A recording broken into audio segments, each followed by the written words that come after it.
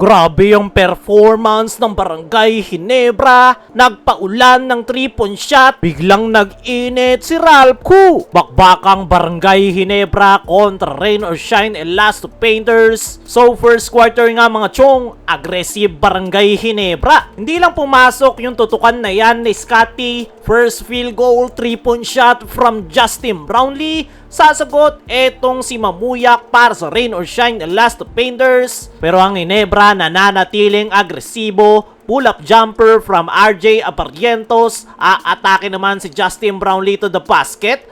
Jalen Johnson naman, tablay ang first attempt, sisiguraduhin niya na sa pangalawa. Justin Brownlee naman poposte na sa loob ng painted area. Pero etong si Mamuyak ang bumubuhay sa Rain or Shine pull-up jumper sa muka. Pero biglang ang nakalusot si Troy Rosario sa ilalim. Ta-timeout muna ang Rain or Shine, 6-point lead para sa Ginebra. After that timeout, dito na bumawi ng run ang Rain or Shine. 3-point shot from Jalen Johnson. Eto na naman si Mamuyak sa kanyang jumper. Pero etong si Justin Brownlee naman, ganda ng pagkakakat, alley-oop layup sa kabilang dulo. Pero babawi nga itong si Jalen Johnson. Sablay na naman ang kanyang first attempt, sisiguraduhin niya na sa pangalawa. Pero si Scotty magbabaon ng 3 sa kabilang dulo. Ta-timeout ang Rain or Shine. 4-point lead para sa Ginebra. After that timeout, ito na naman yung run ng Rain or Shine. 3-point shot at atake naman netong si Adrian Nocum. Walang takot. Sasagot etong si Justin Brownlee sa kanyang step back jumper. Pero nakadampot etong si Malonzo to the basket. Kaya naman natapos ang first quarter, 20-21,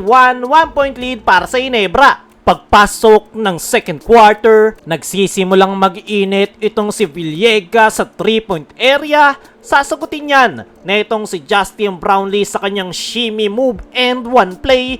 Pero another Villegas for 3 na naman para sa Rain or Shine. Ito namang si Ralph Koo ang sasagot niyan para sa Barangay Ginebra. Pero hindi lang si Villegas ang mainit. Nandyan din itong si Anton Asisio, nakakarami na. Popostean yan ditong si Scotty Thompson. Pero eto na naman si Anton Asisio, this time sa 4-point area. Susubok na ang Ginebra sa loob ng painted area. Ganda ng pasa ni Ralph Koo kay Torres. Ta-timeout muna ang Ginebra. Lamang ng isa ang Rain or Shine. Patapos ang timeout na yan, another 3 na naman ang ibabaon netong si Ralph Koo. Makakadampot na naman ang Rain or Shine sa kanilang second chance points sa ilalim. Pero etong si RJ nag-iinit.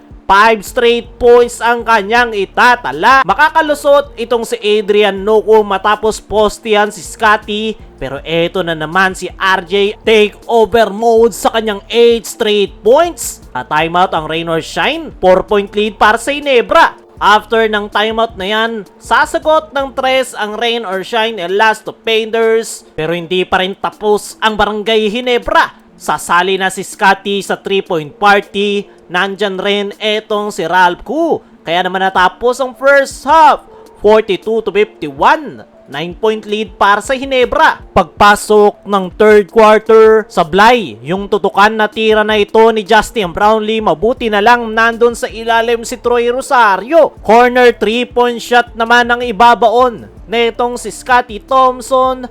Justin Brownlee na naman 3-point shot.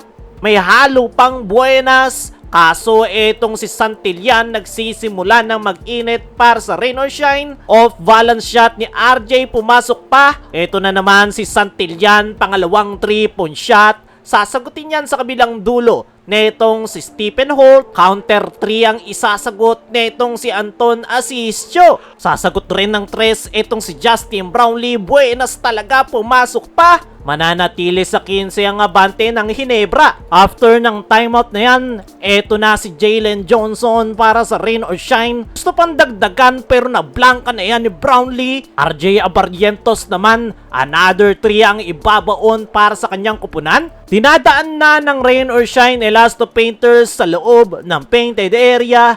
Pero ang Barangay Ginebra, tuloy-tuloy pa rin sa kanilang outside shooting. Another 3 from Justin Brownlee. Sasagot itong si Kalen Chongson sa 3-point area. Atake naman si Mamuyak to the basket. Ang kaso, eto si Ralph Koo. Another 3 na naman. Timeout ang Rain or Shine, 63-76. 13-point lead para sa Barangay Ginebra. After ng timeout na yan, buenas talaga ni Justin Brownlee. Itong si Kalen Chongson ang sasagot sa kanyang 3-point shooting. Ang kaso mainit itong si Scotty.